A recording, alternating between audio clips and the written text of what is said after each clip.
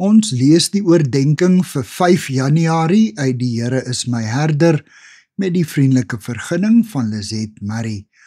Die opskrif by vanoggend se oordenking is en nou, en die teksvers kom uit Jesaja 41 vers 14.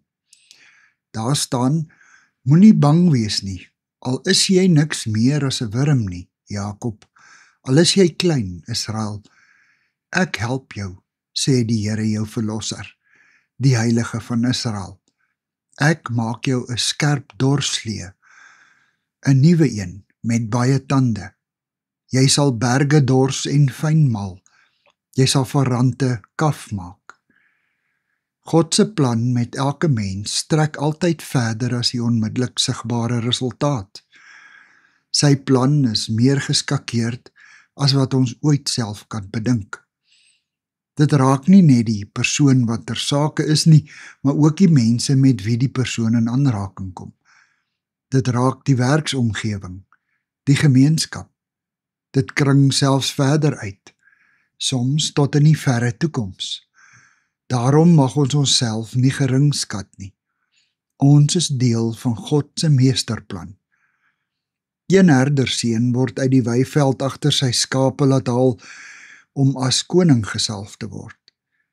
Uit sy nageslag word Jesus Christus, die spruit van Dawid, eeue later gebore. Dis 'n gebeurtenis wat die wêreldgeskiedenis se koers verander.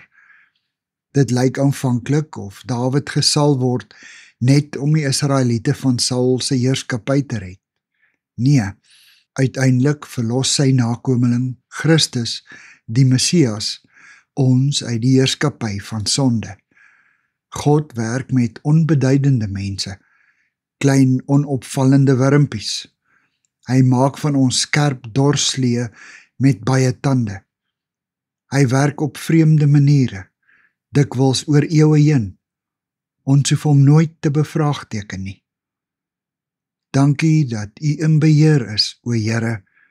Ons aanbid U in U majesteit. Amen. Dankie vir U saamkuier.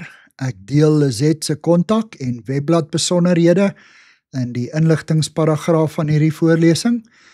Daar is ook skakels na voorlesings van Lizette se ander publikasies wat op hierdie platform beskikbaar is.